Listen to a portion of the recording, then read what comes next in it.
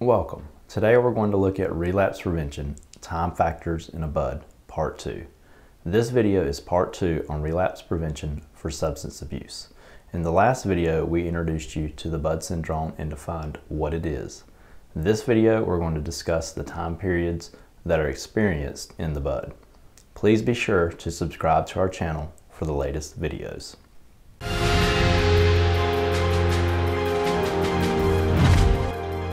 What are the time periods in which we can expect to experience a bud? Our experience in working with people in drug addiction and with alcoholism have led us to understand that there are certain time periods in our sobriety during which we are most susceptible to a bud. We also know that each of these will have approximately 4 major buds to work through. The following timetable shows these 4 major buds and the time intervals in which they are most likely to occur. What is the first major bud usually experienced? The first major bud usually comes 4 to 6 weeks after attaining sobriety. The first bud is often the hardest to overcome because of our short span of sobriety and our lack of spiritual growth. We have not learned how to deal with the mental contamination and with the emotional swings going on inside of us. Our relationship with God is in the infant stage, and unfortunately at this point we still lean on our own understanding. We continue to be very much influenced by our old thought process and our old feelings, which have controlled our lives for years.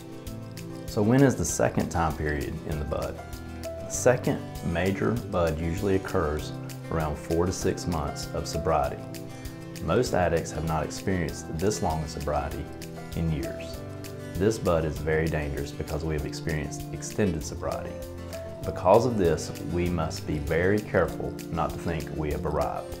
Such deception will lead us to quit practicing the daily disciplines and the spiritual principles that enabled us to maintain and grow in our relationship with God. So the 1-year mark of sobriety. This is the third major bud that can be expected to come around the first year of sobriety, between 11 and 13 months. Many people perceive that being sober and drug-free for 1 full year means that they are cured from chemical addiction. We may even try to reward ourselves for our achievement. We deceive ourselves into thinking that because we have been clean and sober for so long, we can now control our use of chemicals. We must be careful not to be so overconfident that we forget where we came from and how we attained a year of sobriety.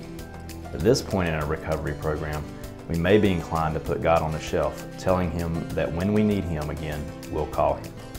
So what is the primary reason a dry drunk can turn into a wet drunk after 20 months of sobriety? A fourth major bud may occur anywhere from 20 to 22 months after sobriety. Usually this bud can be minimized because of our long period of sobriety.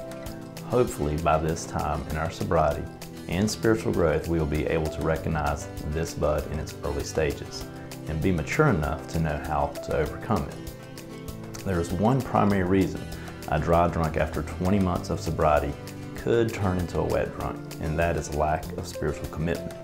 We may tend to think more highly of ourselves than we should and forget the basic biblical principles we need to practice daily.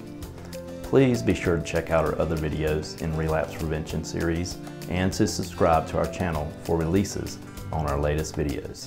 Thank you for watching.